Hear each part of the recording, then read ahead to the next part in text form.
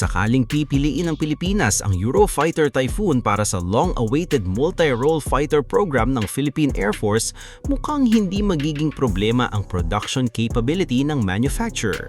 At ito mismo ang binigyang diin ng Leonardo, isa sa mga kumpanyang gumagawa ng Eurofighter Typhoon. Pero ang mas interesting na tanong, gaano nga ba kabilis makakapag-deliver ng Eurofighter sa Pilipinas kapag napirmahan na ang kontrata? Mayroon bang available na aircraft? At mas mahalaga, posible bang mas mabilis itong ma-deliver kumpara sa isang fighter program na kailangan pang mag-ramp up ng production? Pag-uusapan natin yan sa video na ito. Kaya kung interesado ka sa Philippine Air Force modernization at sa future ng Philippine Military Aviation, make sure na nakasubscribe ka na sa channel. At kung ready ka na, let's get started! Ang Eurofighter Typhoon ay isa sa mga pinaka-advanced na European fighter aircraft na kasalukuyang ginagamit ng ilang air forces sa mundo. At unlike sa isang completely new aircraft program, ang Typhoon ay mayroon ng decades of development, production at operational experience. Dito nagiging interesting ang latest statement mula sa Leonardo. Ayon kay Enrico Fossati, head of Leonardo's Eurofighter Export Campaigns for Marketing and Sales, capable ang Eurofighter program na suportahan ang Philippine requirement kung sakaling piliin ito ng Manila.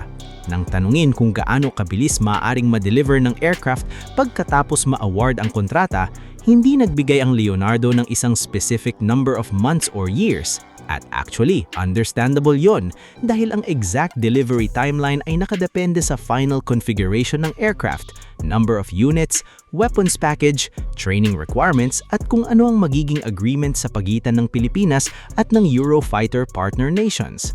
Pero may isang importanteng point na binigyang diin ni Fossati. Hindi raw nagsisimula sa zero ang Eurofighter program. At malaking bagay iyon.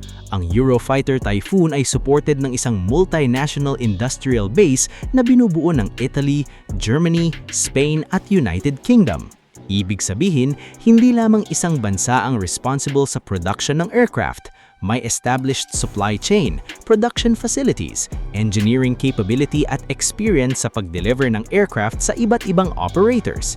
At ayon kay Fossati, mayroong 4 active aircraft assembly lines para sa Eurofighter program. May production line sa bawat participating European nation. So kung sakaling piliin ng Pilipinas ang Eurofighter, hindi kailangang magsimula ang consortium mula sa isang blank sheet of paper para lamang makapag-produce ng aircraft para sa PAF. Instead, once the contract is signed, maaring mag-work ang Leonardo at ang Eurofighter Consortium para mag-lock in ng delivery schedule based sa available production capacity, fleet size at configuration na kailangan ng Pilipinas. At dito pumapasok ang isang napakahalagang factor sa Philippine MRF program, timeline. For years, isa sa mga challenges ng Philippine Air Force modernization ay kung paanong mabilis na madadagdagan ng combat capability habang kailangang mag-balance ng budget, training, infrastructure, weapons, maintenance at support requirements. Hindi sapat na bumili lang tayo ng fighter aircraft. Kailangan may pilots, kailangan may ground crew, kailangan may spare parts, kailangan may weapons, kailangan may simulators, at kailangan ding may infrastructure para sa bagong aircraft. Kaya sinabi rin ng Leonardo na ang objective nila ay magkaroon ng gradual entry into service ng Eurofighter kasama ang transition ng Philippine pilots at technicians papunta sa bagong platform. At ito ang mas realistic na approach. Hindi naman overnight magiging operational ang isang bagong fighter fleet kahit gaano ka-advanced ng aircraft, kailangan pa ring dumaan sa training, acceptance, testing, logistics preparation at integration ng weapons at support systems. So kapag sinabi nating delivery, hindi ibig sabihin na dumating ang jet sa Pilipinas at ready na agad para sa combat operations kinabukasan. May process pa at maaaring maging critical ang implementation plan ng magiging supplier. Pero bakit nga ba pinag-uusapan ngayon ang Eurofighter? dahil kasama ito sa mga aircraft na tinitignan para sa Philippine Air Force's multi-role fighter requirement. At hindi lamang Eurofighter ang option.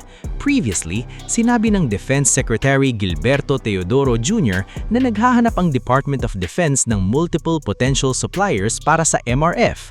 Kabilang dito ang Sweden's Jazz 39 Gripen, ang South Korean KF-21 Borame, ang American F-16V Viper at ang French Dassault Rafale.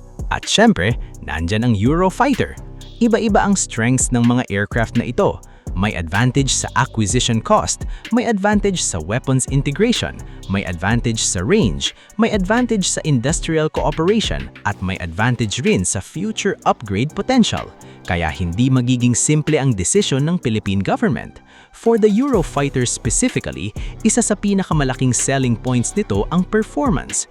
Twin engine ang Typhoon, designed primarily as a high-performance air superiority fighter pero mayroon din itong multi-role capabilities, meaning hindi lamang air-to-air missions ang capability nito.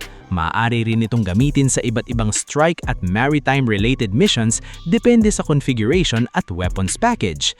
At dahil multinational ang development nito, mayroong malaking ecosystem ng European defense industries.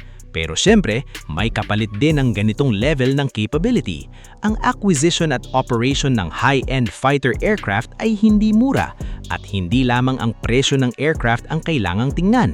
Kasama rito ang weapons, training, maintenance, infrastructure, spare parts, support contracts at long-term operating costs. Kaya kahit theoretically capable ang Pilipinas na bumili ng Eurofighter, kailangan pa ring tignan kung sustainable ito para sa PAF sa loob ng maraming taon.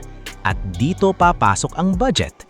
Ayon sa impormasyon tungkol sa Philippine MRF program, ang acquisition ay may initial budget range na humihigit sa 60 hanggang 15 billion piso at kabilang ito sa AFP ReHorizon 3 modernization priorities. Pero gaya ng paulit-ulit na binibigyang diin ng defense officials, government funding pa rin ang magiging malaking factor at ito ang tunay na deciding factor. Hindi lamang kung alin ang pinakabilis, hindi lamang kung alin ang may pinakamalakas na specifications at hindi rin lamang kung alin ang pinaka-advanced.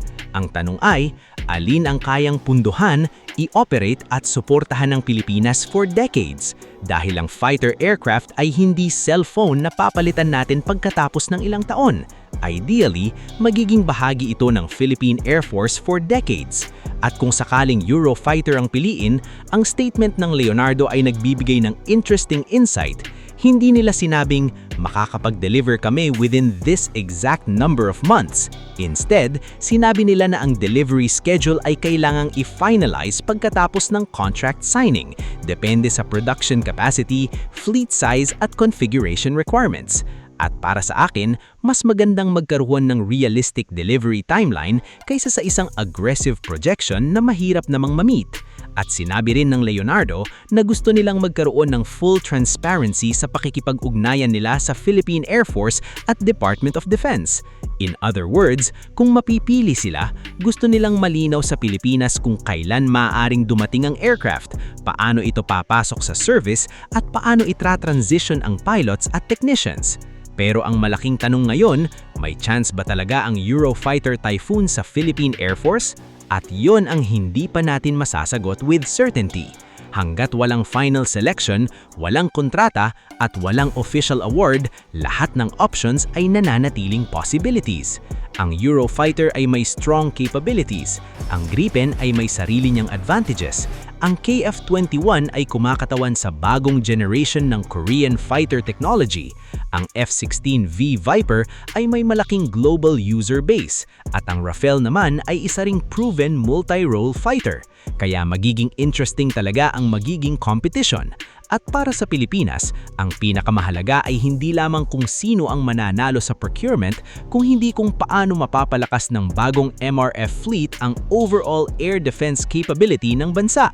Imagine natin for a moment kung magkaroon ng Pilipinas ng bagong generation of fighters na supported ng modern radars, long-range air-to-air missiles, precision-guided weapons, airborne early warning capabilities at mas improved command and control systems, mas magiging credible ang air defense posture ng bansa.